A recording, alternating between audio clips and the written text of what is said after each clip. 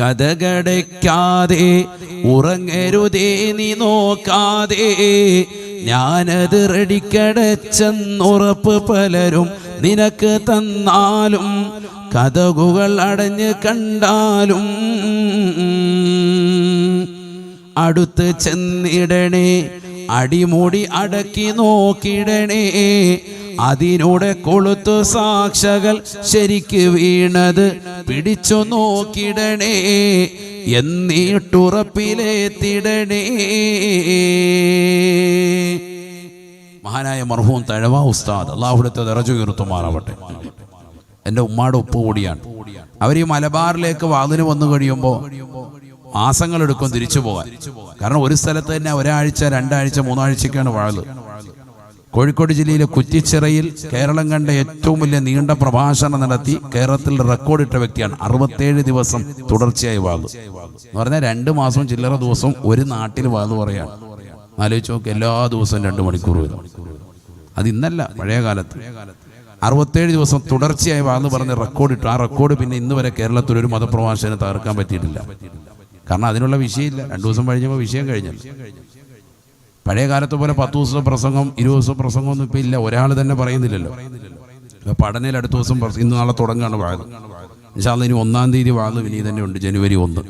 10 ദിവസത്തെ വാഴുണ്ട് അവിടെ. പക്ഷെ 10 പ്രഭാഷകരെ, പണ്ടത്തെ പോലെയല്ല. മറ്റത് 67 ദിവസം ഒറ്റ ഒരാൾ വാഴ് പറയാം. തഴവ ഉസ്താദ് തന്നെ വാഴ് പറയാം കോഴിക്കോട് ജില്ലയിലെ കുറ്റിച്ചിറയിൽ. അതുപോലെ അദ്ദേഹം മാസക്കണക്കിന് പലയിടത്തും പറഞ്ഞിട്ടുണ്ട്. ഏറ്റവും കൂടുതൽ പറഞ്ഞ സ്ഥലമാണ്. 3 മാസമായിരുന്നു ഡേറ്റ് കൊടുത്തിരുന്നത്. അവസാനം നാട്ടിലൊരു മരിപ്പും വിഷയമായിട്ട് വന്നപ്പോൾ മരണവുമായി ബന്ധപ്പെട്ട് പോകേണ്ടി വരികയാണ്. അത്യാവശ്യമായിട്ട് പോകേണ്ടി വന്നതുകൊണ്ട് മാത്രം അവിടെ വെച്ച് അങ്ങനെ മുടങ്ങി. എന്നിട്ട് പറഞ്ഞു, ഈ ഒരു മാസത്തിന്റെ ഇനിയുള്ളത് അടുത്ത വർഷം ഇൻഷാ അല്ലാഹ് പൂർത്തീകരിക്കാൻ. ഈമാൻ എന്ന വിഷയം സംസാരിക്കുന്നത്. എന്നിട്ട് അടുത്ത വർഷം വന്ന് ആ വിഷയം പൂർത്തീകരിച്ച് സംസാരിച്ചു. അപ്പോഴാണ് ഈമാൻ തീർന്നത്. മനസ്സിലാക്കണം. അതൊക്കെയാണ് അവരുടെ ഇൽമിന്റെ ആഴം. അള്ളാഹുരുടെ ദറജ ഉയർത്തുമാറാവട്ടെ. അവരിങ്ങനെ പ്രസംഗത്തിന് വന്നു കഴിയുമ്പോൾ എൻ്റെ ഉമ്മാടെ ഉമ്മ വല്ലുമ്മാക്ക് എഴുതുന്ന കത്തിൽപ്പെട്ടതാണ്. ഭാര്യയ്ക്ക് കത്തെഴുതാണ്. കാരണം ഇന്നത്തെ പോലെ വാട്സാപ്പിൽ മെസ്സേജിൽ ഔജന്യം ഇടാനുള്ള പരിപാടി ഇല്ലല്ലോ. അപ്പോൾ അതുകൊണ്ട് തന്നെ അവർ കത്ത് വിടുകയാണ്. കത്തിനകത്ത് നല്ല ഉപദേശങ്ങളാണ് ഭാര്യയ്ക്ക് കൊടുക്കുന്നത്. അതിൽപ്പെട്ട ഒരു ഉപദേശമാണ് ഇപ്പോൾ ഈ പറയുന്നത്. എന്താണ് ഭാര്യയോട് പറയാണ്, കഥ കടക്കണം. നമ്മളിപ്പോൾ കഥയുടെ കാര്യം പറഞ്ഞപ്പോൾ ഒന്ന് പറഞ്ഞതാണ് 2 വരി. ശരിക്കും ശ്രദ്ധിക്കണം. എന്താ പറഞ്ഞു കൊടുക്കുന്നത്? കഥ കടയ്ക്കാതെ ഉറങ്ങരുതേ നീ നോക്കാതെ, ഞാനത് റെഡിക്കടച്ചെന്നുറപ്പ് പലരും നിനക്ക് തന്നാലും, കഥകുകൾ അടഞ്ഞ് കണ്ടാലും അടുത്ത് ചെന്നിടണേ, അടിമുടി അടക്കി നോക്കിടണേ, അതിനൂടെ കൊളുത്ത് സാക്ഷകൾ ശരിക്ക് വീണത് പിടിച്ചു നോക്കിടണേ, എന്നിട്ടുറപ്പിലെത്തിടണേ. കാര്യമോ ശരിയാ, പക്ഷെ നിനക്കിതും കളിയാ, എന്നാൽ മുബശ്ശിറായ റസൂല് തന്നത് പരസ്യമാക്കിയതാ, ഗൗരവമുണ്ട് കൂടിയതാ. കേൾക്കുമ്പോൾ ഓർക്കും ഇതൊരു തമാശയായിട്ട് കരുതും. കഥ കടയ്ക്കാന്ന് പറഞ്ഞ വലിയ വിഷയമാണ്. വലിയ വിഷയമാണ്. നബി സല്ലല്ലാഹു അലൈഹി വസല്ലം തങ്ങൾ പരസ്യമായി പള്ളിയിൽ നിന്ന് പറഞ്ഞ വിഷയമാണ്. വീട്ടിൽ നിന്ന് പോരുമ്പോൾ എപ്പോഴും കഥക് നല്ലതുപോലെ അടച്ചിട്ടുണ്ടോ എന്ന് നോക്കണം. മാത്രമല്ല, വീട്ടിലേക്ക് കയറി ഭർത്താവില്ലാത്ത സമയത്ത് പ്രത്യേകിച്ച് ഭാര്യമാർ, മക്കള് പറയാണ്, ഉമ്മ ഞാനത് അടച്ചിട്ടുണ്ടെന്ന് പറഞ്ഞാൽ പോലും അൽ മർഅത്തു റാഇയത്തുൻ ഫീ ബൈതി സൗജിഹാ ശഫീഉനാ റസൂലുള്ളാഹി. ഭർത്താവില്ലാത്ത സമയത്ത് ഭാര്യയാണ് ഭർത്താവിന്റെ വീട്ടിലെ കൈകാര്യകർത്താവ്. അതുകൊണ്ട് തന്നെ അവർ പോയി നോക്കണം, കഥകളൊക്കെ അടഞ്ഞിട്ടുണ്ട്. അതിന്റെ ചിലപ്പോൾ പ്രത്യക്ഷത്തിൽ അടഞ്ഞു കിടക്കായിരിക്കും. അല്ലെ മക്കൾ പറഞ്ഞിട്ടുണ്ട് ഉമ്മ അടച്ചെന്ന് പറയും. എങ്കിലും രാത്രി പോയിട്ട് നോക്കണം, അതിന്റെ കൊളുത്തൊക്കെ കറക്റ്റ് ആണോ എന്ന് പോയി നോക്കണം. അത് ഉമ്മയുടെ ഉത്തരവാദിത്തത്തിൽപ്പെട്ടതാണ്. ബിസ്മില്ലല്ലേ കഥ അടയ്ക്കുകയും വേണം. അള്ളാഹു തൗഫീഖ് തരട്ടെ. അള്ളാഹു തൗഫീഖ് നൽകട്ടെ. ഉണ്ടോ? അപ്പൊ അങ്ങനെയുള്ളതാകുന്ന ഓരോ കാര്യങ്ങൾ നമ്മൾ ശ്രദ്ധിക്കണം. ഇത് അടയ്ക്കാൻ വരുമ്പോഴാണ് മനസ്സിലാക്കുന്നത് അടുക്കളയുടെ വാതിൽ അല്ലാ ഇപ്പോഴാ പഴയ കോലത്തിലാ. നല്ലപോലെ സാക്ഷികൾ പോലും ഇല്ല മിക്ക വീടുകളിൽ. അള്ളാഹു നമ്മളെ സാലിഹീങ്ങളെ ചേർക്കട്ടെ. അപ്പൊ മടിയന്മാരും അലസന്മാരുമായി നമ്മൾ മാറാൻ പാടില്ല. തിന്മയുടെ വാഹകരായി മാറാൻ പാടില്ല. അവസാന കാലഘട്ടം എത്തുമ്പോൾ തിന്മയെ നന്മയായി കാണും, നന്മയെ തിന്മയായി കാണും. അങ്ങനത്തെ ഒരു യുഗമെത്തും. തീർന്നോ? നബി സല്ലല്ലാഹു അലൈഹി വസല്ലമ തങ്ങളോട് സഹാബത്ത് ചോദിക്കുകയാണ്, അവകാഇനു ദാലിക യാ റസൂലല്ലാഹ്, തിന്മയെ നന്മയായി കാണുന്ന ഒരു കാലഘട്ടം ഉണ്ടാകുമോ ഹബീബേ? നന്മയെ തിന്മയായി കാണുന്ന യുഗമുണ്ടാകുമോ ഹബീബേ? ഫഖാല റസൂലുള്ളാഹി സ്വല്ലല്ലാഹു അലൈഹി വസല്ലം, അല്ലാഹുവിന്റെ റസൂൽ വീണ്ടും പറയുകയാണ്, വല്ലദീ നഫ്സി ബിയദിഹി വഅശദ്ദു മിൻഹു സയകൂൻ. എന്റെ ആത്മാവ് ഏതൊരു തമ്പുരാന്റെ കൈകളിലാണോ, അള്ളാഹുവിനെ സത്യം ചെയ്തുകൊണ്ട് ഞാൻ പറയട്ടെ, അതിനേക്കാൾ വലുത് ഈ ലോകത്ത് ഉണ്ടാകും സഹാബ. ഫഖാല റസൂലുള്ളാഹി സ്വല്ലല്ലാഹു അലൈഹി വസല്ലം, അല്ലാഹുവിന്റെ റസൂലിനോട് സഹാബത്ത് ചോദിക്കുകയാണ്.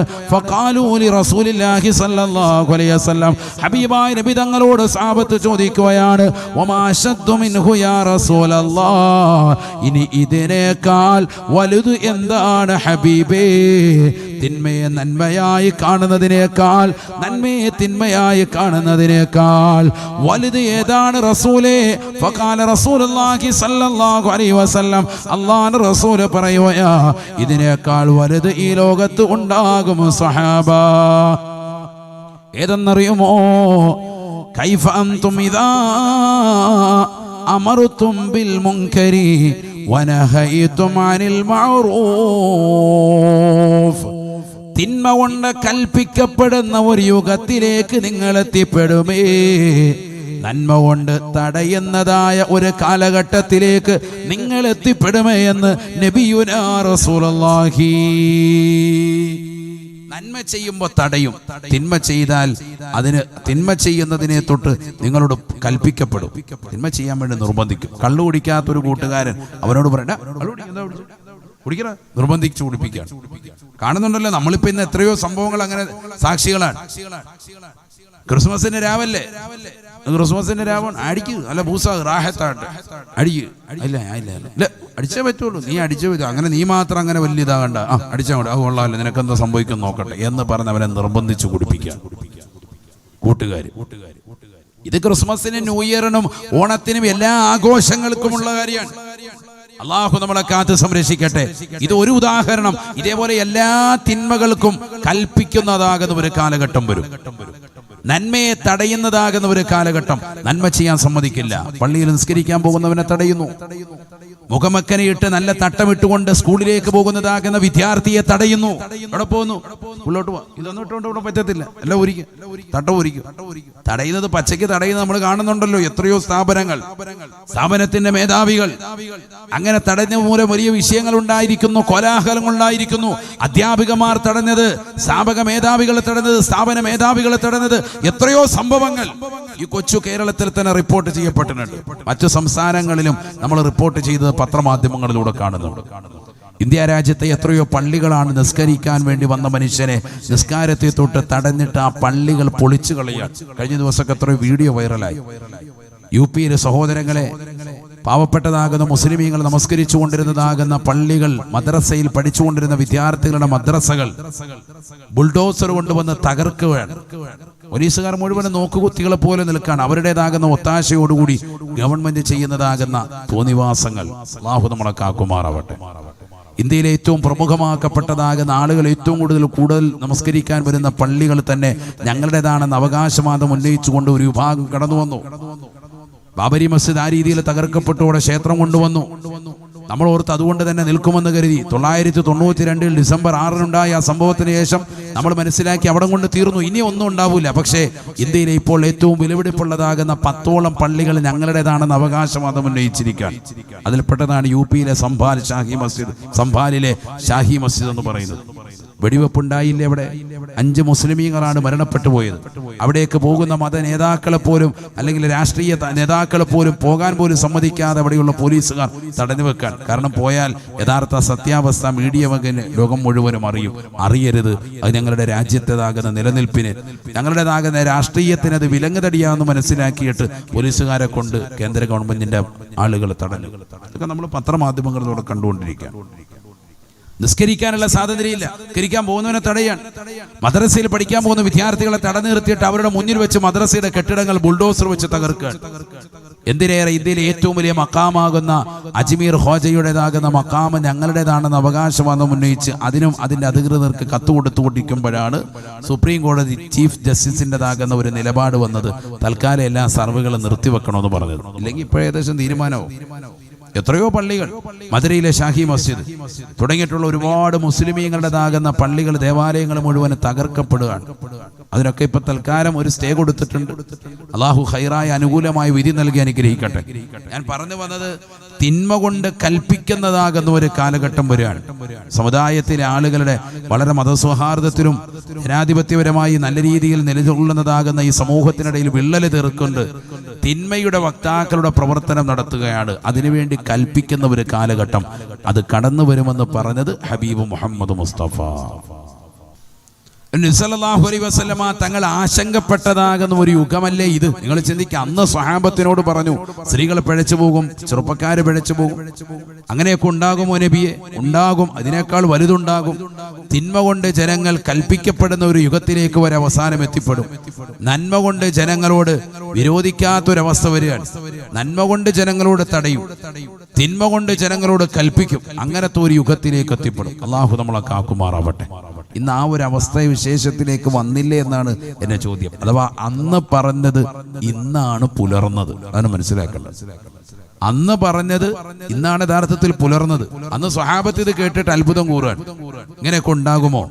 ഈ ഹദീസ് ഇന്നാണ് നമുക്കാണ് ഫിറ്റായത്. ഒരു 100 വർഷം മുമ്പ് പറഞ്ഞാലും ഇത് ശരിയാവൂല, 200 കൊല്ലം മുമ്പ് പറഞ്ഞാലും ഇത് റെഡിയാവൂല. ഇന്ന് ഈ തലമുറയിലേക്ക് നോക്കിയിട്ട് ഈ പറഞ്ഞത് മുഴുവൻ പക്കായിട്ട് വന്നു. അപ്പൊ എന്താ മനസ്സിലാക്കേണ്ടത്? അവസാന നാളുകളിലേക്ക് എത്തി തുടങ്ങിയെന്നർത്ഥം. ഈ ഒരു സമയത്ത് നല്ലതുപോലെ ദീൻ മുറുകെ പിടിച്ചോ, നമ്മൾ രക്ഷപ്പെടും. അള്ളാഹു തൗഫീഖ് തരട്ടെ. ഈ സമയമാണ് ഏറ്റവും കൂടുതൽ ദീൻ മുറുകെ പിടിക്കേണ്ടത്. അവസാന കാലഘട്ടത്തിൽ 5 വഖത്ത് നിസ്കാരം നിലനിർത്തി ഇബാദത്തുകൾ കണിശത വെച്ച് പടച്ച റബ്ബിനെ തഖ്വ വെച്ച് ജീവിക്കുക എന്ന് പറഞ്ഞാൽ കൽ ഖാബിലി അലൽ ജംർ, തീക്കനൽ കയ്യിൽ വെക്കുന്നവനെ പോലെ എന്ന് സയ്യിദുനാ റസൂലുള്ളാഹി പറഞ്ഞത്. വളരെ പ്രയാസ. കയ്യിൽ ആരെങ്കിലും തീക്കനൽ വെക്കോ, ഒരിക്കലും പെട്ടെന്ന് എടുത്തെറി. അത്ര ചൂടാണ്, പ്രയാസാണ്, കൈ പൊള്ളിപ്പോ. ഈ സമയത്ത് അങ്ങനെ മുറുകെ പിടിക്കുക എന്ന് പറഞ്ഞാൽ വളരെ ബുദ്ധിമുട്ടാണെന്നർത്ഥം. ക്ലേശമാണ്. എല്ലാ തെറ്റുകളും ഒന്ന് കൂടി നിൽക്കുന്ന സമയമാണ്. പക്ഷെ ഈ സമയത്ത് നമ്മൾ ശ്രദ്ധിച്ചാൽ നമ്മൾ രക്ഷപ്പെട്ടു. അല്ലാഹു തൗഫീഖ് നൽകട്ടെ. അല്ലാഹു ഞങ്ങളെ നീ സാലിഹീങ്ങളെ ചേർക്കണേ. അല്ലാഹ് ഇബാദത്തുകൾക്ക് താല്പര്യമുള്ളവരായി ഞങ്ങളെ നീ കബൂലാക്കണേ. അല്ലാഹ് 60 70 വയസ്സ് മാത്രമുള്ള ഈ കാലയളവിൽ മുസ്ലിമേ നീ എന്താണ് ചെയ്തിട്ടുള്ളത്? എത്ര സുഹൃതങ്ങളാണ് അനുഷ്ഠിച്ചിട്ടുള്ളത്? ഏതെല്ലാം നന്മകളാണ് ചെയ്തിട്ടുള്ളത്? ഒരു സ്വപ്നജീവി എന്നതുപോലെ ഈ ദുന്യവിയായ ജീവിതത്തെ നീ കാണരുതേ, കാണരുതേ. എന്റെ സമുദായത്തിന്റെ ആയുസ് 60-ന്റെയും 70-ന്റെയും ഇടയിലാണ്. നബി തങ്ങളുടെ വാക്കാണ്. 70 വിട്ടുകിടക്കുന്നവർ വളരെ കുറവായിരിക്കുമെന്ന് ഹബീബ് മുഹമ്മദ് മുസ്തഫ. 70 വയസ്സിന് മുകളിലുള്ള ആളുകൾ ഈ സദസ്സിലുണ്ടെങ്കിൽ ഒന്ന് കൈയുയർത്തിക്ക്. എത്ര പേരുണ്ട്? 70 വയസ്സിന് മുകളിൽ ഉണ്ടോ? 1 2 3 4 5 പേര്. അള്ളാഹു ദീർഘായുസ് നൽകട്ടെ.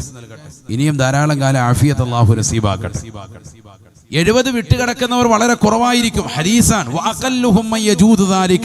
70 വിട്ടുകിടക്കുന്നവർ വളരെ കുറവായിരിക്കുമെന്ന് ഹബീബ് മുഹമ്മദ് മുസ്തഫ.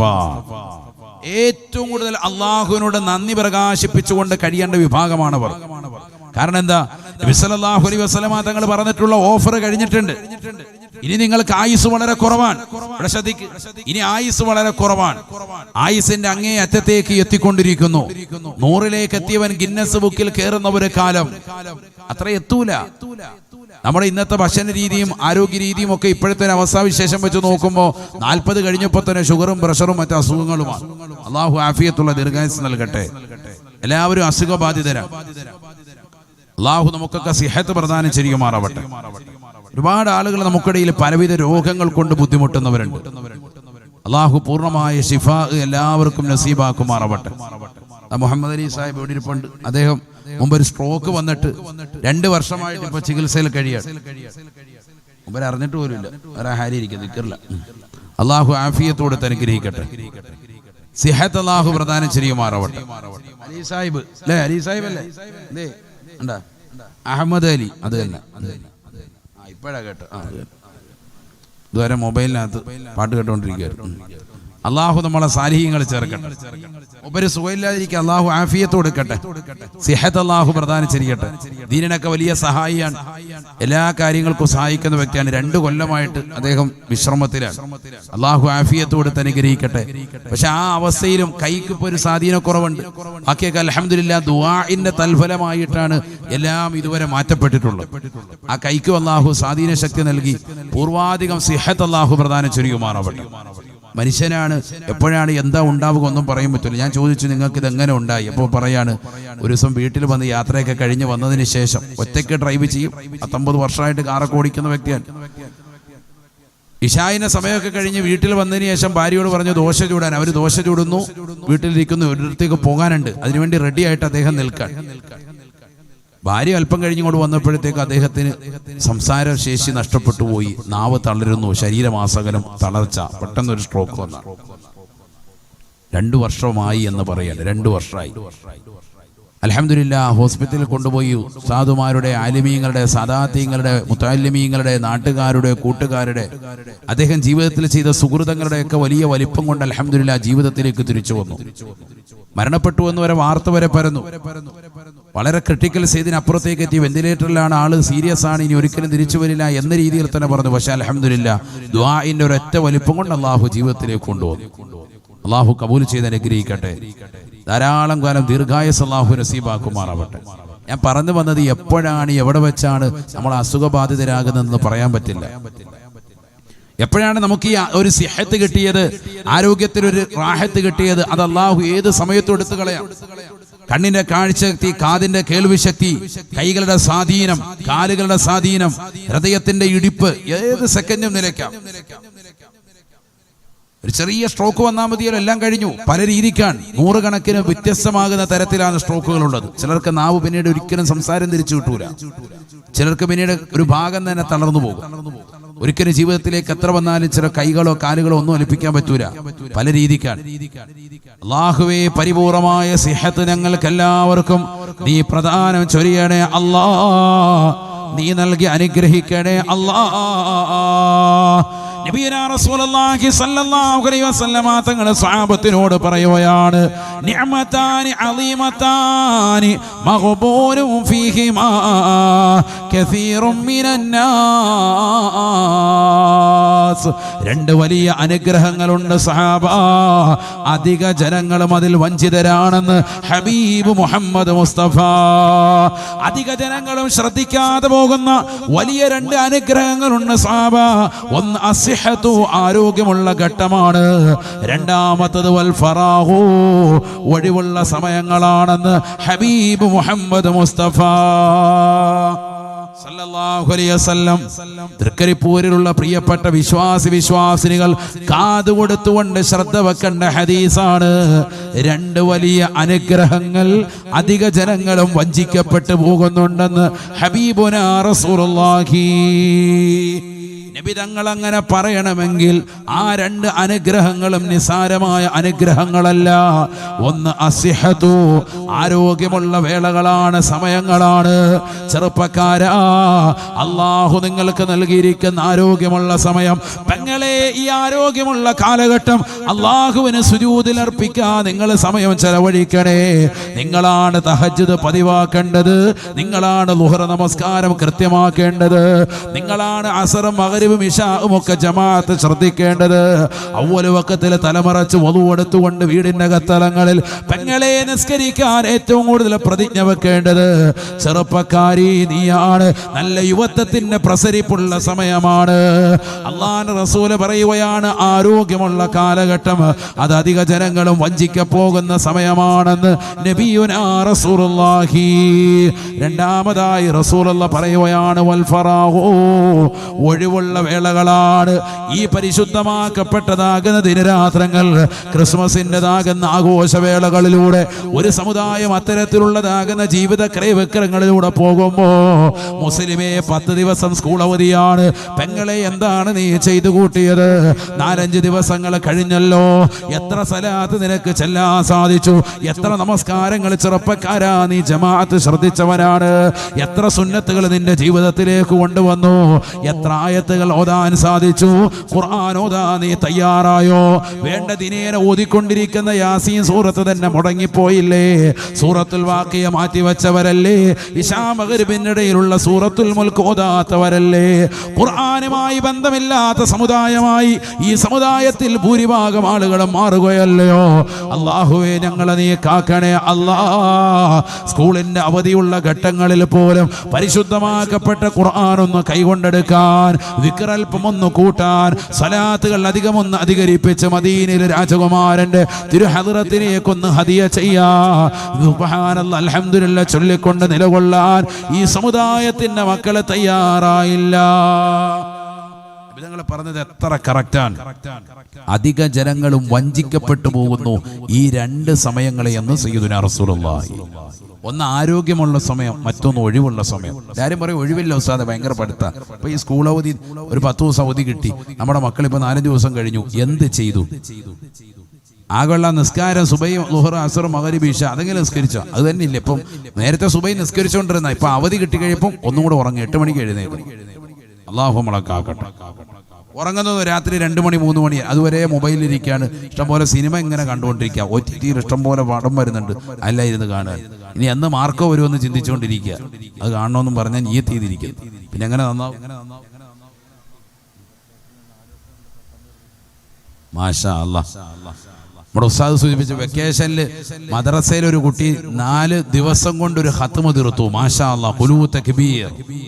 അല്ലാഹു സ്വീകരിക്കട്ടെ, അൽഹംദുലില്ലാഹ്, അല്ലാഹു കബൂലാക്കട്ടെ. അല്ലാഹു നീ സ്വീകരിക്കണേ റബ്ബേ, കബൂലാക്കണേ അല്ലാഹ്. ആദരവായ റസൂലുള്ളാഹി സ്വല്ലല്ലാഹു അലൈഹി വസല്ലമ തങ്ങൾ പറഞ്ഞതല്ലയോ, ഖുർആൻ ഓതൽ നിസാരമായി കാണരുതേ. ആ ഖുർആൻ കേൾക്കുന്നതും കൂലിയാണ്, ഖുർആൻ പാരായണം ചെയ്യുന്നതും കൂലിയാണ്. നബി സല്ലല്ലാഹു അലൈഹി വസല്ലമ തങ്ങൾ പറഞ്ഞില്ലയോ, യുദ്ഫഉൻ മുസ്തമിൽ ഖുർആനി ബൽ വദ്ദുനിയാ വഅൻതാലിൽ ഖുർആനി ബൽ വല്ലാഖിറ വഅൻതാലിൽ ഖുർആനി ബൽ വല്ലാഖിറ. ഖുർആൻ കേൾക്കുന്നതായ മുസ്ലിമേ മുസ്ലിമത്തെ, ദുന്യവിയായ എല്ലാ ബലാ മുസീബത്തുകളെ തൊട്ട്, എല്ലാ ആപൽഘട്ടങ്ങളെ തൊട്ട് അല്ലാഹു നിങ്ങൾക്ക് സംരക്ഷണമാണ്, സംരക്ഷണമാണ്. ഖുർആൻ കേട്ടുകൊണ്ടിരിക്കലെന്ന് നബിയുനാ റസൂലുള്ളാഹി. പണ്ട് കാലങ്ങളിൽ ഖുർആന്റെ ക്യാസറ്റ് വാങ്ങിയിട്ട് വീട്ടിൽ ഇങ്ങനെ ഓതലിടും. ഞാൻ ഈ അടുത്ത് കൊല്ലത്തൊരു ഉള്ളിലൊരു ഭാഗത്ത് വാതിന് വേണ്ടി പോയി. സ്ഥലം കറക്റ്റ് ഇപ്പോൾ ഓർക്കുന്നില്ല, ഒരു 2 മാസമായിട്ടുണ്ട്. അങ്ങനെ ആ വാതിന് വേണ്ടി മാഷാ അല്ലാഹ് അവിടെ ചെന്നപ്പോഴത്തേക്കും ആ വീട്ടിൽ ഇങ്ങനെ നല്ല റാഹത്തായിട്ട് കാരിങ്ങളുടെ നല്ല ഖിറാഅത്ത് സൂറത്ത് ഇങ്ങനെ ഇട്ടിരിക്കുക, ടേപ്പ് റെക്കോർഡിൽ ഇട്ടിരിക്കുക, ചെറിയൊരു ശബ്ദത്തിൽ. അതാ വീട്ടിലുള്ളവർക്ക് കറക്റ്റായിട്ട് കേൾക്കാം, നാട്ടുകാരെ മുഴുവൻ കേൾപ്പിക്കണ്ട. ചിലരങ്ങനെ ഉണ്ട്, രാവിലെ അങ്ങോട്ട് എഴുന്നേറ്റിട്ട് നമ്മളിവിടെ ഖുർആൻ കേൾക്കുന്നുണ്ടെന്ന് നാട്ടുകാരെ അറിഞ്ഞോട്ടെ, അവന്റെ ഉറക്കം കൂടെ കളയണം, ഒച്ചത്തി ഇട്ട് കൊടുക്കുകയാണ്. അയൽവാസികളാകുന്ന അന്യ സമുദായത്തിൽപ്പെട്ടവർ വരെ ശപിക്കുകയാണ്. ഒച്ചപ്പാടും ബഹളവും, ചിലർക്കെല്ലാം ഒച്ച വേണം. അങ്ങനെയാകാൻ പാടില്ല. ഇപ്പൊ പള്ളികളിലെ തന്നെ കാര്യങ്ങൾ, പള്ളിക്കകത്ത് കേൾക്കേണ്ടതാകുന്ന ശബ്ദം പള്ളിക്കകത്ത് മതി, ബാങ്ക് മാത്രം പുറത്തോട്ട്. ഇത് റാത്തീബ് 2 പേരെ ചെല്ലാൻ ഉണ്ടാവുള്ളൂ, നാട്ടുകാരെ മുഴുവൻ അറിയിക്കാൻ വേണ്ടി റാത്തീബ് മുഴുവൻ ഒച്ചത്തിയിടുക. അതായത് നമുക്ക് ഒച്ചത്തിയിട്ട്, അതായത് ഉത്സാഹം ഒച്ചത്തിയിട്ട്. ഇതാണ് നമ്മുടെ കൗമിന്റെ പ്രശ്നം. അവസാനം പിന്നെ നിയമം വരുമ്പോഴത്തേക്ക് ഒറ്റ പള്ളിയിലും വേണ്ട, മൊത്തം സോക്കേട് തീർന്നു. അല്ലാഹു നമ്മളെ കാക്കുമാറാവട്ടെ. പള്ളിയിൽ 2 പേരെ നിസ്കരിക്കാനുള്ളൂ, ആ 2 പേർക്ക് വേണ്ടി എന്തിനാണ് മൈക്ക്? അതിന്റെ ആവശ്യമില്ലല്ലോ. പള്ളിക്ക് ഒരു 3-4 സഫ് ആള് വന്നു, ഏറ്റവും ബാക്ക് വശം കേൾക്കുന്നില്ല, എങ്കിലേ മതി നമസ്കാരത്തിന് മൈക്ക്. അല്ലാതെ ഒരു 3 പേര് 4 പേര് അല്ലെങ്കിൽ ഒരു സഫിൽ കുറച്ച് ആളുകളുള്ളൂ, അവർക്കൊണ്ട് മാത്രമായിട്ട് മൈക്ക് എടുക്കേണ്ട കാര്യമില്ല. ഞാൻ പൊതുവെ പറയാം കേട്ടോ, നമ്മുടെ കാര്യമില്ല, പൊതുവായിട്ടുള്ള വിഷയം പറയാം. അതൊക്കെ ശ്രദ്ധിക്കണം നമ്മൾ. പള്ളിക്കകത്ത് എല്ലാവരും വന്നു കൂടി ആ പള്ളിക്കകത്തുള്ളവർ കേൾക്കുന്ന നിലയ്ക്കുള്ള ശബ്ദം ഉണ്ടായാൽ മതി. കോലാഹലം, ശബ്ദ മലിനീകരണം എന്ന് പറയുന്നത് തന്നെ വലിയ വിഷയമാണ്. മറ്റുള്ളവരെ പ്രയാസപ്പെടുത്താൻ പാടില്ല. മാഷാ അല്ലാഹ്, നിങ്ങളിപ്പോൾ ചെയ്തിരിക്കുന്ന സജ്ജീകരണം മാഷാ അല്ലാഹ് ഈ ഒരു ടർഫിനകത്ത് നിൽക്കുന്ന രീതിക്ക് അങ്ങനെ തന്നെ വേണം. മറ്റുള്ളവർക്കൊരു ബുദ്ധിമുട്ടോ പ്രയാസമോ ഉണ്ടാകാൻ പാടില്ലല്ലോ. അള്ളാഹു തൗഫീഖ് നൽകട്ടെ. അള്ളാഹുവെ നിങ്ങളെ നീ സാലിഹീങ്ങളെ ചേർക്കണേ അല്ലാ. ഖുർആൻ കേൾക്കുന്ന ആളുകൾക്ക് അള്ളാഹു ദുന്യവിന്റെ ബലാ മുസീബത്തുകളെ തൊട്ട് കാവൽ നൽകുമേ. ഒരു കാലഘട്ടത്തിൽ പരിശുദ്ധമാക്കപ്പെട്ട ഖുർആനിന്റെ കാസറ്റുകൾ വാങ്ങി നല്ല നല്ല കാര്യങ്ങളുടെ ഖിറാഅത്തുകൾ കേൾക്കുന്നവരുണ്ടായിരുന്നു. ഇന്നാരും തന്നെ ഖുർആൻ കേൾക്കുന്നവരല്ല, കുറഞ്ഞു പോയി. ഒക്കെ കേൾക്കും, വാർത്ത കേൾക്കും, അത് കേൾക്കും, പക്ഷെ ഖുർആൻ കേൾക്കില്ല. മൊബൈലിൽ തന്നെ നമുക്ക് യൂട്യൂബിൽ അടിച്ചിട്ട് കൊടുത്താൽ നല്ല കാര്യങ്ങൾ ഖിറാഅത്തുണ്ട്. അത് വെച്ചിട്ട് റാഹത്ത് ഒരു 10 മിനിറ്റ് അങ്ങനെ ഇരുന്ന് എന്ത് റാഹത്താ. അതിനൊക്കെ സമയം കണ്ടെത്തണം. നമ്മൾ ഈ പാട്ട് ഹെഡ്സെറ്റ് വെച്ച് മക്കളെല്ലാം ഇങ്ങനെ പോകുന്നുണ്ട്. നമ്മൾ ഓർക്കുന്നത് എന്താ? ഖുർആൻ കേൾക്കുകയാണോ? അതെങ്ങാനും നമ്മൾ ചെവി വെച്ചാൽ നമ്മൾ അറിയാതെ തുള്ളിപ്പോവും. അങ്ങനത്തെ സാധനമാണ് ഇട്ടുകൊണ്ടിരിക്കുന്നത്. ഹെഡ്സെറ്റ് വെച്ചുകൊണ്ട് പോവാൻ കാര്യമായിട്ടുള്ള പാട്ട് കേട്ടുകൊണ്ടാണ് നടക്കുന്നത്. അപ്പം കേൾക്കാത്ത സിനിമാ പാട്ടില്ല, DJ പാട്ടില്ല, ചെവി അടിച്ചു പോവാൻ. ചെവിയിലെ ഡയഫ്രം അടിച്ചു പോവും. നമ്മുടെ കാതുകൾക്ക് ഏറ്റവും കൂടുതൽ ബുദ്ധിമുട്ടുണ്ടാകുന്ന ഒരു കേസാണ് ശബ്ദകോലാഹലം. വലിയ വിഷയമാണ്. ചെറുപ്പക്കാരൊക്കെ ഇത് വെച്ചുകൊണ്ടിരിക്കുക. ക്രമേണ ശബ്ദത്തിന്റെ മാധുര്യം കുറയും, അവന്റെ ശ്രവണ മാധുര്യം കുറയും, കേൾവിശക്തി കുറയും. നമ്മളറിയില്ല. പിന്നെയും കൂളിയും കൂടുതൽ വേണമെന്ന് തോന്നും, വീണ്ടും കൂട്ടും. അതിനനുസരിച്ച് വീണ്ടും കുറഞ്ഞുകൊണ്ടേയിരിക്കും. കുറച്ചാൾ കഴിയുമ്പോൾ നിങ്ങനെ ചോദിക്കേണ്ടി വരും, പറയുന്ന ഒന്നും കേൾക്കുന്നില്ല. ആ ഒരവസ്ഥയെത്തും. ഖുർആൻ കേൾക്കിൻ, കർണപുടം ശരിയാകും, കേൾവിശക്തി നന്നാവും, ഹൃദയം തെളിയും. وإذا قرئ القرآن فإذا قرئ القرآن فاستمعوا له وأنصتوا لعلكم ترحمون. പരിശുദ്ധമായ ഖുർആനിലൂടെ അല്ലാഹു ഓർമ്മപ്പെടുത്തുകയാണ്. ഖുർആൻ ഓതപ്പെട്ടാൽ, ഖുർആൻ പാരായണം ചെയ്യപ്പെട്ടാൽ ഫസ്തമിഊ ലഹു വഅൻസിതൂ, എല്ലാ ശബ്ദകോലാഹലങ്ങളും ഒഴിവാക്കി പരിപൂർണമായി ശ്രദ്ധ കേന്ദ്രീകരിക്കേണ്ടത് ആ ഖുർആനിന്റെ മാസ്മരികമാകുന്ന പാരായണത്തിലേക്കാണ്. എന്നാൽ ലഅല്ലകും തുർഹമൂൻ, കരുണവത്തിയ ഹൃദയത്തിന്റെ ഉടമയായ മനുഷ്യ, അല്ലാഹു നിനക്ക് കരുണ ചൊരിയുമേ എന്ന് വിശുദ്ധമായ ഖുർആൻ. ഖുർആൻ കേട്ടാൽ ഹൃദയത്തിന്റെ കാഠിന്യത മാറും, ഹൃദയം ലോലമാകും, കരച്ചിൽ വരും. നമുക്ക് കുറച്ചാൾ കഴിയുമ്പോൾ അങ്ങനെ ഹൃദയത്തിൽ എല്ലാ അഴുക്കും മാറും. അവിടെയാണ് ഖുർആൻ ഓതിയിട്ട് കരയുന്ന ആളുകളെ കണ്ടിട്ടില്ലേ? നമ്മൾ ഇന്ന് വരെ ഖുർആൻ ഓതുന്ന കരയുന്നില്ല. ആരെങ്കിലും കരച്ചിൽ കേട്ടുമ്പോൾ അവനിങ്ങനെ നോക്കിയിട്ട് ചിരിക്കുക, പിന്നെ എന്തിനാ കരയുന്നതെന്നാണ്. അപ്പോഴും നമുക്ക് ചിരിയ വരും. കാരണം എന്തുകൊണ്ടാ? അതിന്റെ അർത്ഥതലങ്ങൾ ചിന്തിക്കുകയോ അതുമായിട്ടുള്ള ബന്ധം ഒന്നുമില്ല. മറ്റേത് അർത്ഥമൊന്നും അറിയണ്ട. ഇത് കേൾക്കുമ്പോൾ തന്നെ നരകം, ഞാറെന്നൊക്കെ കേൾക്കുമ്പോൾ തന്നെ നരകമാണെന്ന് മനസ്സിലാക്കിയിട്ടൊരു ഭീതി വരികയാണ് ഓട്ടോമാറ്റിക്കായിട്ട്. അതവന്റെ ഹൃദയത്തിലെ അല്ലാഹു സുബ്ഹാനഹു വ തആല പരിവർത്തനം ഉണ്ടാക്കിയിരിക്കുകയാണ്. നമ്മളിപ്പോൾ എല്ലാ സിനിമാ പാട്ടും അശ്ലീലതയും കേട്ടിട്ട് ഹൃദയം മലിമസമായി പോയി. അതുകൊണ്ടാണ് നബിതങ്ങൾ പറഞ്ഞത് യുദ്ഫഉൻ മുസ്തമിൽ ഖുർആനി ബൽവ ദുനിയ, ദുനിയാവിന്റെ എല്ലാ ബലാ മുസീബത്തുകളെ തൊട്ട് അല്ലാഹു സുബ്ഹാനഹു വ തആല സംരക്ഷണം നൽകും പരിശുദ്ധമാക്കപ്പെട്ടതാകുന്ന ഖുർആൻ കേട്ടെങ്കിലെന്ന് നബിയുനാ റസൂലുള്ളാഹി. വഅൻതാലിൽ ഖുർആനി ബൽവൽ ആഖിറ, പരിശുദ്ധമാക്കപ്പെട്ടതാകുന്ന ഖുർആൻ പാരായണം ചെയ്യുന്നുണ്ടോ? പാരായണം ചെയ്യുന്ന വിശ്വാസിനികളെ ആഖിറത്തിന്റെ ബലാ മുസീബത്തുകളെ തൊട്ട് കാവലാണെന്ന് നബിയുനാ റസൂലുള്ളാഹി. 60-70 വയസ്സ് വരെ ജീവിച്ചതാകുന്ന മുസ്ലിം അല്ലേ? വയസ്സ് 40 കഴിഞ്ഞില്ലേ? 50ലേക്ക് എത്തിയില്ലേ? എത്ര ഖത്മുകൾ പാരായണം ചെയ്തു ചെറുപ്പക്കാരാ, എത്ര ഖത്മുകൾ ചെയ്തു പ്രിയപ്പെട്ടതാകുന്ന വാപ്പാ, എത്ര ഖത്മ് ഓതി? നിന്റെ വയസ്സിന്റെ എണ്ണത്തിലെങ്കിലും ഖത്മ് ഓതിയിട്ടുണ്ടോ? 40 വയസ്സുള്ളവൻ 40 ഖത്മ് അങ്ങനെ ഓതി രക്ഷപ്പെടുമെന്നല്ല, അങ്ങനെയെങ്കിലും ഓതിയിട്ടുണ്ടോ? ഇല്ല. നമ്മൾ റമദാനിൽ ഒരു ഖത്മ് തീർത്താൽ തീർത്തു, അതിന് വലിയ സംഭവമായിട്ട് നടക്കുന്ന ഒരു കാലഘട്ടം. അല്ലാഹു നമ്മളെ കാക്കട്ടെ. അൽഹംദുലില്ലാഹ് 4 ദിവസങ്ങൾ കൊണ്ട് മാഷാ അല്ലാഹ് അവധിയുടെ സമയത്ത് ഒരു ഖത്മ് ഒരു കുട്ടി ഓതി എന്ന് പറഞ്ഞപ്പോൾ സന്തോഷത്തിൽ ഞാൻ പറഞ്ഞതാണ്. മദ്രസയിൽ ഒരു കുട്ടി, അൽഹംദുലില്ലാഹ്, അല്ലാഹു പൊന്നുമോളെ സ്വീകരിക്കുമാറാവട്ടെ. നമ്മുടെ മക്കളെല്ലാം അല്ലാഹു സാലിഹീങ്ങൾ ചേർക്കട്ടെ. അതൊക്കെ മറ്റുള്ളവർക്ക് പ്രചോദനമാണ്. അത്തരത്തിൽ ഖുർആൻ ഓതുകയും ഖുർആനുമായി ബന്ധപ്പെടുകയും സ്വലാത്തുകൾ അധികരിപ്പിക്കുകയും ചെയ്യുന്നവരെ പ്രത്യേകം അനുമോദിക്കുകയും ചെയ്യണം മഹല്ല്. അപ്പോൾ മറ്റുള്ളവർക്ക് അത് പ്രചോദനമാണ്. ദീനുമായി മക്കൾ ബന്ധപ്പെടട്ടെ.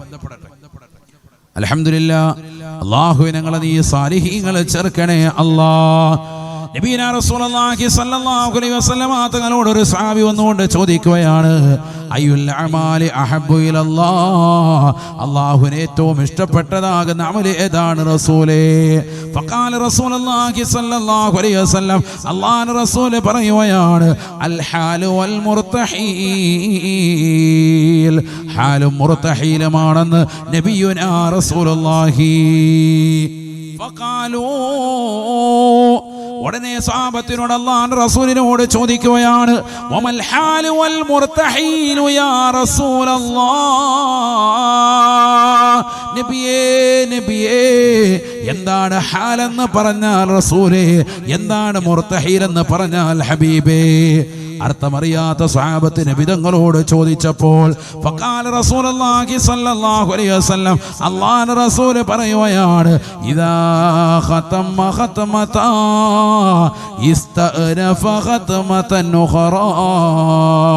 പരിശുദ്ധമായ ഖുർആൻ തുടക്കം മുതൽ ഫാത്തിഹ സൂറത്ത് മുതൽ സൂറത്തുൻ നാസ് വരെ പാരായണം ചെയ്ത് ഖുർആൻ ഖത്മ തീർത്തതിന് ശേഷം ഇസ്തഅനഫ ഖതമതൻ ഉഖറാ, വീണ്ടും ഫാത്തിഹ സൂറത്ത് ഓതി വീണ്ടും പരിശുദ്ധമാക്കപ്പെട്ട അൽ ബഖറ കൊണ്ട് പരിശുദ്ധമായ ഖത്മിനെ തുടങ്ങി വെക്കുന്ന പ്രവർത്തനമാണ് അല്ലാഹുവിന് ഏറ്റവും ഇഷ്ടപ്പെട്ട അമലെന്ന് നബിയുനാ റസൂലുള്ളാഹി. പറഞ്ഞാൽ ഖുർആനെ ഖത്മ തീർക്കുന്നു, വീണ്ടും അടുത്ത് ഓതുന്നു, വീണ്ടും ഖത്മ തീർക്കുന്നു, വീണ്ടും അടുത്ത് ഓതുന്നു. ഇതാണ് മോമിൻ. അതുകൊണ്ടല്ല ഖത്മ തീർത്താൽ അവിടെ കൊണ്ട് നിർത്തരുതെന്നാ. എന്ത് വേണം? വീണ്ടും ഫാത്തിഹ ഓതി വീണ്ടും ഒരു അൽ ബഖറയുടെ ഒരു 4-5 ആയത്ത് ഓതിയിട്ട് വേണം നിർത്താൻ. അങ്ങനെയാണ് എപ്പോഴും. കാരണം എന്താ? ഖുർആനാണിത്. ഇത് കറാത്ത് മറാത്ത് ആവർത്തിച്ച് ഓതിക്കൊണ്ടിരിക്കേണ്ടതാകുന്ന സൂക്തങ്ങളാണ്. നമ്മൾ ഓരോ ഓതലുമില്ല, ഫാത്തിഹ ഓതി. ഒരു യാസീൻ വല്യാപ്പ മരിച്ചിട്ട് ഇത്രയും കാലമായി ഇപ്പോഴും അവർക്ക് വേണ്ടി ഓതിക്കൊണ്ടിരിക്കുന്ന ആളുകൾ എത്ര പേർ? സ്വന്തം വാപ്പ മരിച്ചിട്ട് മുടങ്ങാതെ കൃത്യമായി അവർക്ക് വേണ്ടി യാസീൻ ഓതുന്ന ആളുകൾ എത്ര പേർ? ഓതിയാ രക്ഷപ്പെട്ടു. അല്ലാഹു തൗഫീഖ് നൽകട്ടെ. അല്ലാഹു തൗഫീഖ് നൽകട്ടെ. ഗുണം ചെയ്തു മക്കളവർക്ക് ജീവിതകാലമിൽ പ്രാർത്ഥിക്കലുണ്ടായില്ല മൗത്തിന് ശേഷമിൽ. ഗുണം ചെയ്തു മക്കളവർക്ക് ജീവിതകാലമിൽ പ്രാർത്ഥിക്കലുണ്ടായില്ല മൗത്തിന് ശേഷമിൽ.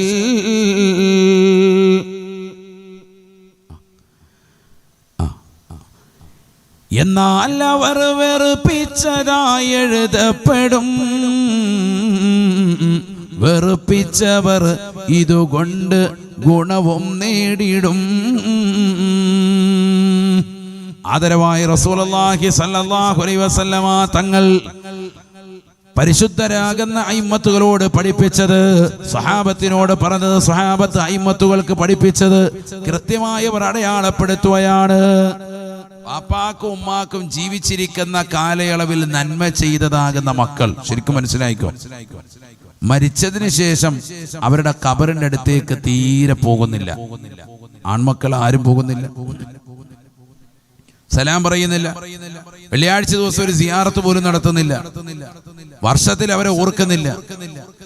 അവർക്ക് വേണ്ടി ഒരു ഖത്മ തീർക്കാനോ ദിക്ർ ചെല്ലാനോ സലാത്ത് ചെല്ലാനോ ഒന്നും ഇവന് സമയമില്ല. എങ്കിൽ തീർച്ചയായും ഗുണം ചെയ്തതാകുന്ന ഈ മകനെ തന്നെ മരണത്തിന് ശേഷം മൈൻഡ് ചെയ്യാത്തതിന്റെ പേരിൽ മാതാപിതാക്കളുടെ വെറുപ്പ് സമ്പാദിച്ചവനായി രേഖപ്പെടുത്തും. അല്ലാഹു നമ്മളെ കാക്കുമാറാവട്ടെ.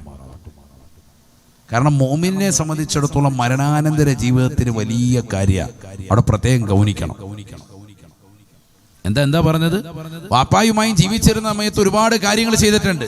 ഇവൻ നോക്കി, ഇവൻ ശുശ്രൂഷിച്ചു, ഹോസ്പിറ്റലിൽ കൊണ്ടുപോയി, എല്ലാം ചെയ്തിട്ടുണ്ട്. പക്ഷെ മരിച്ചതിന് ശേഷം ഒരു ഫാത്തിഹ പോലും ഓതുന്നില്ല. സഹോദരിമാരും പ്രത്യേകം മനസ്സിലായിക്കോ, വീട്ടിലിരുന്ന് നിങ്ങൾക്ക് ഫാത്തിഹ ഓതാം, യാസീൻ ഓതാം, ഖത്മ തീർക്കാം. അപ്പ ഉമ്മ മരിച്ചു, ഡെയിലി ഒരു ഫാത്തിഹ ഒരു യാസീൻ നിർബന്ധം. ഓതാതെ അവരെ ഒന്നും ശ്രദ്ധിക്കാതെ ഗുണിക്കാതെ നിങ്ങൾ നിങ്ങളുടെ കാര്യം മാത്രം നോക്കി നടക്കാൻ. എല്ലാ ദിവസവും ഓതുന്ന യാസീൻ ഓതിയതിനു ശേഷം ദുആരക്ക്, അല്ലാഹു ഇതിന്റെ തത്തുല്യമായ പ്രതിഫലം എന്റെ പ്രിയപ്പെട്ട മാതാപിതാക്കളുടെ ഖബറിലേക്ക് നീ എത്തിക്കണേ അല്ലാ, അവരുടെ ഖബർ നീ വിശാലമാക്കി കൊടുക്കണേ അല്ലാ. ദുആരനൂടെ അങ്ങനെ ഹദിയ ചെയ്യണം. ഇതിന്റെ തത്തുല്യമായ പ്രതിഫലം മരണപ്പെട്ടവർ കൂടി നീ എത്തിച്ചു കൊടുക്കണേ എന്ന് ദുആ ചെയ്യാത്ത ഒരു വ്യക്തി തീർച്ചയായിട്ടും വാപ്പാടെയും ഉമ്മാടെയും വെറുപ്പ് സമ്പാദിച്ചവനായി അവനെ രേഖപ്പെടുത്തും. എന്നാൽ ഇവനാരാ? ജീവിച്ചിരിക്കുമ്പോ ഇവരെ വലിയ സംഭവമായിട്ട് നോക്കിയ ആളാ. എന്നാലോ വേറൊരു മകൻ, അവന് ജീവിച്ചിരിക്കുമ്പോ നോക്കാനൊന്നും പറ്റിയില്ല, അവൻ ഗൾഫിലായിരുന്നു. ഇല്ലെങ്കിൽ ഈ പറഞ്ഞ പോലെ ശുശ്രൂഷയ്ക്കൊന്നും നിൽക്കാൻ പറ്റിയിട്ടില്ല. അങ്ങനെ വാപ്പായും ഉമ്മായും മരിച്ചു കഴിഞ്ഞപ്പോൾ ഇവൻ എപ്പോഴും ഖബറിനെടുക്കൽ പോകും, ദുആ ചെയ്യും. ജീവിതത്തിൽ എന്തെങ്കിലും വന്നു പോയിട്ടുണ്ടെങ്കിൽ അള്ളാഹു പുറത്തു തരണേ എന്നൊക്കെ പറഞ്ഞ് ദുആരക്കും. അവർക്ക് പൊറുക്കലിനെ തേടും. അപ്പാക്കും ഉമ്മാക്കും വേണ്ടി ദുആ ചെയ്യുക, ഖത്മ തീർക്കുക, പള്ളിക്ക് വേണ്ടി, മദ്രസയ്ക്ക് വേണ്ടി, ദീനി സ്ഥാപനങ്ങൾക്ക് വേണ്ടി, വാപ്പാടെ ഉമ്മാടെയും വിഷയത്തിലൊക്കെ സദക്ക ചെയ്യുക. അപ്പൊ നേരത്തെ ഇവിടെ ഒരു കുടുംബം ചെയ്തത് ഇവിടെ ഉണർത്തുകയുണ്ടായി. ആ വീട്ടിന്റെ പേരുകാരും അവരുടെ വിഷയങ്ങൾ പറയണ്ട എന്ന് പറഞ്ഞതുകൊണ്ടാണ് ഞാൻ വീണ്ടും ഉണർത്താത്തത്. നമുക്കെല്ലാവർക്കും അറിയാം, മൂസാജി എന്ന് പറയുന്ന മരണപ്പെട്ടു പോയതാകുന്ന വ്യക്തിക്ക് വേണ്ടി കുടുംബം ചെയ്ത സദക്ക, മക്കൾ ചെയ്ത സദക്ക ജാരിയായ സദക്കയാണ്, എന്നു നിലനിൽക്കുന്ന സദക്കയാണ്. പള്ളിക്ക് വേണ്ടി, ദീനി സ്ഥാപനത്തിന് വേണ്ടി കാലാകാലം ഒരു സ്ഥിര വരുമാനം എന്ന നിലയ്ക്ക് അവർ ചെയ്തു കൊടുത്തതാണ്. മാഷാ അല്ലാഹ്, ഈ ചെയ്തതാകുന്ന നന്മ തീർച്ചയായിട്ടും അതവർക്ക് വലിയ ഗുണം ചെയ്യും. മരിച്ചു പോയവർക്ക് വേണ്ടി ചെയ്യുന്ന നന്മയാണ് വലിയ പ്രതിഫലം. അല്ലാഹു തൗഫീഖ് തരട്ടെ. അതാണ് തഴവ ഉസ്താദ് പറഞ്ഞത്. എന്ത് ദാദാ, ഈ 4 വരി ശരിക്കും ശ്രദ്ധിച്ചാൽ മതി, മനസ്സിലാവും. ഗുണം ചെയ്തു മക്കളവർക്ക് ജീവിതകാലമിൽ പ്രാർത്ഥിക്കലുണ്ടായില്ല മൗത്തിന് ശേഷമിൽ. എന്നാൽ അവർ വെറുപ്പിച്ചതായി എഴുതപ്പെടും. വെറുപ്പിച്ചവർ ഇതുകൊണ്ട് ഗുണവും നേടിടും. വാപ്പായും ഉമ്മായും ജീവിച്ചിരുന്ന കാലയളവിൽ ധാരാളം നന്മകൾ ചെയ്തവർ മരണത്തിന് ശേഷം ഒന്നും അവർക്ക് ചെയ്തു കൊടുത്തിട്ടില്ല. അവരുടെ ഖബറിന്റെ അടുക്കലേക്ക് പോയിട്ടില്ല, സിയാറത്ത് ചെയ്തിട്ടില്ല, മരണപ്പെട്ടവർക്ക് വേണ്ടി ഹദിയ കൊടുക്കാൻ തയ്യാറായിട്ടില്ല. എന്നാൽ വാപ്പയുടെയും ഉമ്മയുടെയും പൊരുത്തം അവർക്കുണ്ടാവില്ല. അവർ വെറുപ്പിച്ചവരായി രേഖപ്പെടുത്തുമേ. എന്നാൽ ജീവിച്ചിരിക്കുന്ന കാലയളവിൽ വാപ്പയും ഉമ്മയും വെറുപ്പിച്ച മക്കൾ തന്നെ മരിച്ചതിന് ശേഷം ശരിക്ക് ദുആ ചെയ്യുകയും വാപ്പാക്കും ഉമ്മാക്കും സ്വർഗം കൊടുക്കണമെന്ന നിയ്യത്തിൽ സദഖ ചെയ്യുകയും ചെയ്താൽ അവർ വാപ്പയുടെയും ഉമ്മയുടെയും പൊരുത്തം വാങ്ങിയവരായി മാറുമെന്ന് ഇമാമിങ്ങൾ രേഖപ്പെടുത്തുകയാണ്.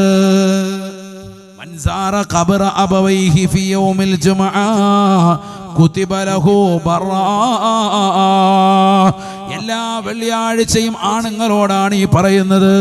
കാരണം മാതാപിതാക്കൾ മരണപ്പെട്ടു പോയാൽ, സാധാരണക്കാരായ കുടുംബാദികൾ മരണപ്പെട്ടു പോയാൽ അവർക്ക് ഖബർ സിയാറത്ത് ചെയ്യൽ നമുക്കാണ് സുന്നത്തുള്ളത്, പുരുഷന്മാർക്കാണ്. സ്ത്രീകൾക്ക് ഔലിയാക്കളുടെ അമ്പിയാക്കളുടെ മസാറുകൾ സുന്നത്താണ്. പുരുഷന്മാർക്കോ സാധാരണക്കാരുടെ ഖബർ സിയാറത്തും സുന്നത്താണ്. വാപ്പയും ഉമ്മയും മരിച്ചുപോയി, അവരുടെ ഖബറിന്റെ അടുക്കലേക്ക് വെള്ളിയാഴ്ച ദിവസം പോയി എന്നുകൊണ്ട് സലാം പറയുന്ന മകൻ, അസ്സലാമു അലൈക്കും യാ ബി, അസ്സലാമു അലൈക്കും യാ ഉമ്മി, സലാം പറഞ്ഞുകൊണ്ട് പരിശുദ്ധമായ ഖുർആൻ ഓതി ദുആ ചെയ്തുകൊണ്ട് പിരിയവേ. മൻസാറ ഖബറ അബവൈഹി ഫി യൗമിൽ ജുമുഅ കുതിബ ലഹു ബറാ. അവനെ വാപ്പാക്കും ഉമ്മാക്കും ഗുണം ചെയ്തവൻ എന്ന ലിസ്റ്റിലേക്ക് എഴുതി ചേർക്കും. അല്ലാഹു തൗഫീഖ് തരട്ടെ. ആണ് ഈ വെള്ളിയാഴ്ച സിയാറത്ത്. ഭയങ്കര ശ്രേഷ്ഠതയാണ്. നമ്മൾ ജുമാ കഴിഞ്ഞിട്ട് അപ്പോഴേ തിരിച്ചിറങ്ങാൻ പള്ളിക്കകത്തുനിന്ന് വേഗം ചാടി ഇറങ്ങി ഓടുകയാണ്. കച്ചവടത്തിന്റെ തിരക്ക്. എത്ര പൊരു വെയിലാണെങ്കിലും അവിടെ പോയി നിന്നിട്ട് 10 മിനിറ്റ് ഒന്ന് ദുആ ചെയ്യണം. യാസീനോദി ദ്വാരക്കണം, യാസീനോദി തന്നെ ദ്വാരക്കണം. 5-10 മിനിറ്റല്ലേ ഉള്ളൂ സഹോദരങ്ങളെ. നമുക്ക് വേണ്ടി എത്രയോ നാളുകൾ ഉറക്കമൊഴിച്ച് നമുക്ക് വേണ്ടി കഷ്ടപ്പെട്ടവരാണ് മാതാപിതാക്കൾ. നമുക്ക് വേണ്ടി കഷ്ടയാതനകൾ അനുഭവിച്ചവരാണവർ. ആ വാപ്പയും ഉമ്മയും നോക്കാൻ വയ്യാത്തവരായി ഇന്നത്തെ തലമുറ മാറി. അന്ന് നീ അവരുടെ മടിയിൽ മുള്ളിയപ്പോൾ അവർ നിന്റെ കവിളിൽ ഞുള്ളി. ഇന്ന് അവർ അവരുടെ റൂമിൽ മുള്ളിയപ്പോൾ നീ അവരെ പുറത്തേക്ക് തള്ളി. കവിയുടെ വാക്ക് എത്ര കറക്റ്റാണ്. അന്ന് നീ അവരുടെ മടിയിൽ മുള്ളിയപ്പോൾ അവർ നിന്റെ കവിളിൽ ഞുള്ളി. അപ്പായും ഉമ്മായും നിന്നെ ചെറുപ്പത്തിൽ തോളത്തെടുത്ത് വെച്ച് കല്യാണ സദസ്സുകളിലും മറ്റു പ്രോഗ്രാമുകളിലൊക്കെ പോകുമ്പോൾ ഇന്നത്തെ പോലെ പാമ്പേഴ്സ് ഇല്ലാത്തൊരു യുഗം. അന്ന് നീ അവരുടെ ശരീരത്തിലേക്ക് മൂത്രമൊഴിച്ചു കാഷ്ടിച്ചു. പർദയിലും സാരിത്തുമ്പിലും ഒക്കെ ആയിട്ട് പ്രിയപ്പെട്ടതാകുന്ന ഉമ്മാക്ക് പിന്നെ ആ സദസ്സിൽ പങ്കെടുക്കാൻ പറ്റുന്നില്ല. കല്യാണം പകുതിക്ക് വെച്ചിട്ടേച്ച് പോരേണ്ടി വരികയാണ്. പക്ഷെ ഒരു മടിയും വിചാരിക്കുന്നില്ല. കരയുന്ന നിന്നോട് മാറോട് ചേർത്ത് പിടിച്ച് മുലപ്പാല് നൽകി നിനക്ക് ചുംബന നൽകി സ്നേഹലാളനയിൽ വീർപ്പ് മുട്ടിച്ചു പ്രിയപ്പെട്ടതാകുന്ന മാതാവ്. ഇന്നവരെ ഒരു പരിഭവം ഒരാളോട് പങ്കുവച്ചിട്ടില്ല. നിന്റെ കവളിൽ സ്നേഹലാളത്താൽ ഒരു ഞുള്ളു തന്നു. കരയുന്ന നിന്നെ മാറോട് ചേർത്ത് പിടിച്ച് മുലപ്പാല് ചുരത്തി തന്നു. പക്ഷെ ഇന്ന് നീയോ, ഇന്ന് അവർ അവരുടെ റൂമിൽ മുള്ളിയപ്പോൾ നീ അവരെ പുറത്തേക്ക് തള്ളി. അപ്പയും ഉമ്മയും സ്വന്തമായി അധ്വാനിച്ചുണ്ടാക്കിയ ഗൾഫിൽ നിന്ന് വർഷങ്ങളായി ഉണ്ടാക്കിയതാകുന്ന സമ്പാദ്യം കൊണ്ട് അയാൾ കഷ്ടപ്പെട്ടുണ്ടാക്കിയതാകുന്ന വീടാണ്. അതിപ്പോ അനന്തരം കൈപ്പറ്റാൻ വേണ്ടി നീ കൈവന്നു. അതിനകത്ത് നീ കയറിക്കൂടി. സുഖമില്ലാത്തതാകുന്ന പ്രിയപ്പെട്ട പിതാവ്, പ്രിയപ്പെട്ട മാതാവ് ഷുഗർ വന്ന് വല്ലാതെ പ്രയാസപ്പെടുന്നതിന് പേരിൽ അവർ ബാത്റൂമിലേക്ക് പോകുന്നതാകുന്ന സമയത്ത് മനസ്സുകൊണ്ട് ചിന്തിക്കുമ്പോൾ തന്നെ ഓട്ടോമാറ്റിക്കായി ഇറ്റിറ്റ് മൂത്രം പോകും. അങ്ങനെ ആ ഇറ്റിറ്റ് മൂത്രം പോകുന്ന സമയത്ത് എൻ്റെ റൂമിൽ അത് വന്നു. എൻ്റെ വീടിൽ ഇതാ നജസ് വീണെന്ന് പറഞ്ഞ് ഒച്ചപ്പാടുണ്ടാക്കി. വാപ്പയും ഉമ്മയും പുറന്തള്ളുന്നതാകുന്ന മാതാപിതാക്കളാണ്, മക്കളാണ് ഇന്നത്തെ തലമുറയിലുള്ളത്. ഇന്ന് അവർ അവരുടെ റൂമിൽ മുള്ളിയപ്പോൾ നീ അവരെ പുറത്തേക്ക് തള്ളി. അല്ലാഹു നമ്മളെ കാക്കുമാറാവട്ടെ. ഈ വാപ്പ എനിക്ക് നോക്കാൻ മേല, ഈ ഉമ്മ എനിക്ക് നോക്കാൻ മേല എന്ന് പറഞ്ഞ് ബാധ്യതയുടെ ലിസ്റ്റ് പറഞ്ഞ് രക്ഷിതാക്കളെ പുറത്തേക്ക് തള്ളാൻ. ഞാനിപ്പോ 2 ആഴ്ച മുമ്പ് പത്തനംതിട്ടയിലെ ഗാന്ധി ഭവൻ എന്ന് പറയുന്ന സ്ഥലം സന്ദർശിച്ചു. നിങ്ങൾക്കൊക്കെ അറിയാം, ഒരു പക്ഷേ സോഷ്യൽ മീഡിയയിലൂടെ കേട്ടിട്ടുണ്ടാവും. ആരോരുമില്ലാത്തതാകുന്ന രക്ഷിതാക്കളെ കൊണ്ടുവന്ന് താമസിപ്പിക്കുന്നവരുടെ മാതാപിതാക്കൾ. ആ സ്ഥാപനം സന്ദർശിച്ചപ്പോ ആ സ്ഥാപനത്തെ കൂടുതൽ അറിയുമെന്ന് ഞാൻ പറയാൻ കാരണം എം എ യൂസുഫ് അലി സാഹിബ് അദ്ദേഹം 5 കോടി രൂപ അവിടെയാണ് ആദ്യം കൊടുത്തത്. വൃദ്ധസദനം പോലെ അച്ഛന്മാരും ഉണ്ട്, മുസ്ലിമീങ്ങളിൽപ്പെട്ടവരുണ്ട്, ക്രൈസ്തവ മതമുണ്ട്, ഹൈന്ദവ മതമുണ്ട്, സഹോദരിമാരുണ്ട്, അമ്മമാരുണ്ട്. അതിനുശേഷം സ്ത്രീകൾക്ക് വേണ്ടി, അമ്മമാർക്ക് വേണ്ടി അദ്ദേഹം ഒരു വലിയ ബിൽഡിംഗ് അവിടെ പണിതു. 15 കോടി രൂപ കൊടുത്തുകൊണ്ടൊരു ബിൽഡിംഗ് പണിതു. ആദ്യം 5 കോടി കൊടുത്തു, പിന്നെ ഒരു 15 കോടിക്കൊരു ബിൽഡിംഗ് പണിതു. ആ ബിൽഡിങ്ങിലാണ് ഞാൻ ചെല്ലുന്നത്. പഴയ ബിൽഡിംഗ് ഉണ്ട് ഓൾറെഡി. അതോടൊപ്പം തന്നെ ആ ബിൽഡിങ്ങിൽ ചെന്നു. അവിടെ ഒരു പ്രോഗ്രാമുമായി ബന്ധപ്പെട്ട് പോയ സമയത്താണ് ഇത് കാണുന്നത്. അങ്ങനെ ഓരോ ബിൽഡിങ്ങിൽ ചെന്നു. അപ്പോൾ പുരുഷന്മാർക്ക് വാർഡുണ്ട്, സ്ത്രീകൾക്ക് വേറെ വാർഡാണ്. അങ്ങനെയാണ് പോകുന്നത്. അതിൽ തന്നെ പല കാറ്റഗറി ഉള്ളവരുണ്ട്. 3 നിലകളിലായിട്ട് അത് സംവിധാനിച്ചിരിക്കുകയാണ്. ലിഫ്റ്റ് സംവിധാനമുണ്ട്, വലിയ വിശാലമായ ലിഫ്റ്റ് സംവിധാനം. അത്യാവശ്യം ആരോഗ്യമുള്ളവരൊക്കെ ആ ലിഫ്റ്റിൽ തന്നെ കറക്റ്റായിട്ട് വന്ന് ഭക്ഷണം കഴിച്ചിട്ടൊക്കെ പോകും. പ്രായമുള്ളവരെ മക്കൾ നോക്കാനില്ലാതെ കൊണ്ടുവന്ന് LKG സ്കൂളിൽ ചേർക്കുന്ന പോലെ കൊണ്ടുവന്ന് ഇട്ടേക്ക് പോയാണ്. ആരോരും ഇല്ലാത്ത ആളുകളെ കൊണ്ടുവന്ന് ശുശ്രൂഷിപ്പിക്കാൻ. കാല് പഴുത്ത് ബുദ്ധിമുട്ടുള്ള ആളുകളുണ്ട്, കൈകാലുകളില്ലാത്ത ആളുകളുണ്ട്, തളർവാദം പഠിച്ചവരുണ്ട്, കാല് മുറിക്കപ്പോൾ ഷുഗർ വന്നിട്ട് മുട്ടുവരെ മുറിച്ചു മാറ്റിയവരുണ്ട്, കട്ടിൽ നിന്ന് എഴുന്നേക്കാൻ പോലും പറ്റാതെ അവിടെ തന്നെ കിടന്ന് മലമൂത്ര വിസർജനം നടത്തുന്നവരുണ്ട്. ഇവരൊക്കെ നോക്കാൻ ഇതൊക്കെ വേറെ ആയിട്ട് വേർതിരിച്ചിരിക്കുക. അപ്പൊ ഒരു വാർഡിലെത്തിയപ്പോൾ അവിടെ മുഴുവൻ ആണുങ്ങളാണ്. അപ്പൊ അവര് പറഞ്ഞു, ഇത് ഉസ്താദിനെ അറിയുമോ? ഞാൻ ചോദിച്ചാൽ എന്താ? അത് മുമ്പൊരു വാർത്ത വന്നിരുന്നു. ഞാൻ മുമ്പ് പ്രസംഗത്തിലൊക്കെ പറഞ്ഞ ഒരു സംഭവമാണ്. കേരളത്തിലെ 2 സ്ഥലങ്ങളാണ് ഭ്രാന്താശുപത്രി ഉള്ളത്. ഏറ്റവും വലിയ ഭ്രാന്ത് ഉള്ള ആളുകളെ മാറ്റുന്നത്. ഞാൻ പ്രധാനമന്ത്രിയാന്നൊക്കെ പറഞ്ഞു വെച്ചിട്ട് നടക്കുന്നവനൊക്കെ അവിടെ കൊണ്ടുപോയിടും. അതായത് വട്ടുകൂടിയ ടീമാണ്. അങ്ങനെ 2 പേരെ കൊണ്ടുവന്നിട്ടിരിക്കുകയാണ്. ഒന്ന് ഊളംപാറയും മറ്റൊന്ന് ഏതാണ്? കുതിരവട്ടവും. തിരുവനന്തപുരത്താണ് ഊളംപാറ, മറ്റേത് കോഴിക്കോട് കുതിരവട്ടം. ഈ 2 സ്ഥലമാണ് കേരളത്തിലെ ഏറ്റവും വലിയതാകുന്ന ഭ്രാന്താശുപത്രി.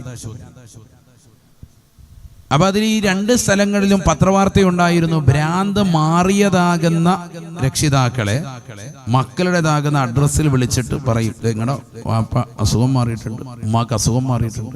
ഭ്രാന്ത് മാറി. കുറെ കാൾ ട്രീറ്റ്മെന്റ് ചെയ്യുമ്പോൾ മാറുമല്ലോ, ഓട്ടോമാറ്റിക്കല്ലേ, അസുഖം മാറ്റൂ.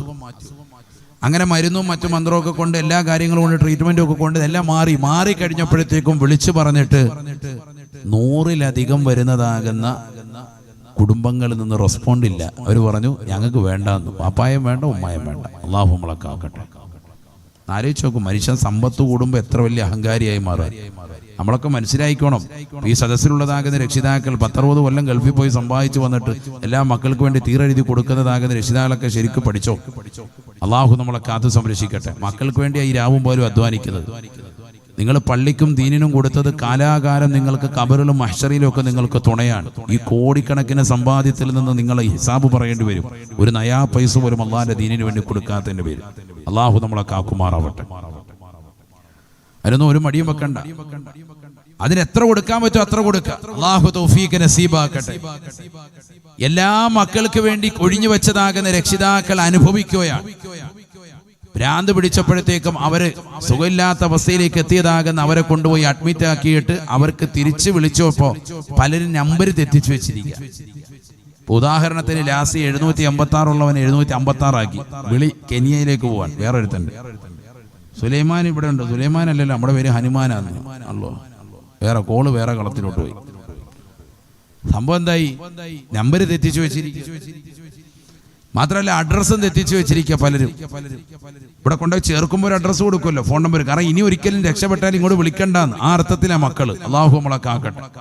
അവസാനം ഉള്ളതിൽ തപ്പി വിളിച്ച് കറക്റ്റ് ചെയ്ത് പലരെയും വിളിച്ച് ബന്ധപ്പെട്ടപ്പോൾ അവർ പറഞ്ഞു ഞങ്ങൾക്കിനി ഇവരെ വേണ്ട, എന്താന്ന് വെച്ചാൽ ചെയ്തോളാം. എന്നാലോചിച്ചു നോക്ക്, ഭ്രാന്ത് മാറി. അവരവിടെ ഇരുന്ന് കണ്ണീര് വാർക്കാണ് വാപ്പായുമായി. അവരപ്പോഴാണ് അറിയുന്നത് ഞങ്ങൾക്ക് ഇങ്ങനെ ഒരു അസുഖം വന്നു. അസുഖം മാറിയതിനു ശേഷം സ്വന്തം മക്കളെ ഞങ്ങളെ തിരിച്ചു വേണ്ട എന്ന് പറയുന്നു. ആ സമയത്തുള്ള അവരുടെ മാനസികാവസ്ഥ ഒന്ന് ആലോചിച്ച് നോക്ക് സഹോദരൻ. ആ ഒരു കണ്ണീരൊന്ന് ആലോചിച്ച് നോക്ക് സഹോദരങ്ങളെ. ആ ആളുകളെ മുഴുവനും എം എ യൂസുഫ് അലി സാഹിബ് പറഞ്ഞു അവരെ മുഴുവനും ഞാൻ കൊണ്ടുവരാമെന്ന് പറഞ്ഞ് ഈ ഗാന്ധി ഭവനിലെ ഈ ബിൽഡിങ്ങിൽ കൊണ്ടുവന്ന് ഒരു വാർഡ് മുഴുവനും അവർക്ക് സമ്മാനിച്ചിരിക്കുകയാണ്. അവർക്ക് ഭക്ഷണവും പാർപ്പിട സൗകര്യവും എല്ലാം കൊടുത്തിരിക്കുക. ഒരൊറ്റ ദുആ പോരെ. അതിൽ മതം നോക്കുന്നില്ല. മുസ്ലിം സമുദായത്തിൽ മാത്രമല്ല അന്യ സമുദായത്തിൽ എല്ലാവരും ഉണ്ട്. മനുഷ്യർക്കിടയിൽ ഈ മതം തീർക്കുന്നത് ആരാ സഹോദരങ്ങളെ? വിദ്വേഷവും വെറുപ്പും തീർക്കുന്ന ആളുകളല്ലേ. ഇത് മനുഷ്യത്വ മാനവികത ഉണർത്തിക്കൊണ്ട് അദ്ദേഹത്തിന് അള്ളാഹുവിന്റെ റസൂൽ സല്ലല്ലാഹു അലൈഹി വസല്ലം തങ്ങൾ പഠിപ്പിച്ച ആശയം അദ്ദേഹത്തിന്റെ ഹൃദയത്തിൽ വന്നു. കാരുണ്യം. ഇർഹമു മൻ ഫിൽ അർളി യർഹമുകും മൻ ഫിസ് സമാ. ഭൂമിയിലുള്ളവർക്ക് കരുണ ചെയ്യൻ ആകാശത്തിന്റെ അധിപൻ നിങ്ങൾക്ക് കരുണ ചെയ്യും. അദ്ദേഹം അവരെ മുഴുവൻ കൊണ്ടുവന്ന് പാർപ്പിച്ചു. ഭക്ഷണവും കാര്യങ്ങളും ഒക്കെ കൊടുക്കുന്നു, താമസൗകര്യം ഒരുക്കുന്നു. ഞാൻ പറഞ്ഞു വന്നത് മക്കൾ നോക്കാനില്ലാത്ത എത്രയോ ആളുകൾ ലോകത്തിന്റെ വിവിധ ഭാഗങ്ങളിൽ ഇതുപോലെ പ്രയാസം അനുഭവിക്കുന്നുണ്ട്. ഇന്നും വീട്ടിൽ വസിക്കുന്നതാകുന്ന രക്ഷിതാക്കൾക്ക് സമാധാനം ഇല്ല മക്കളെ കൊണ്ട്.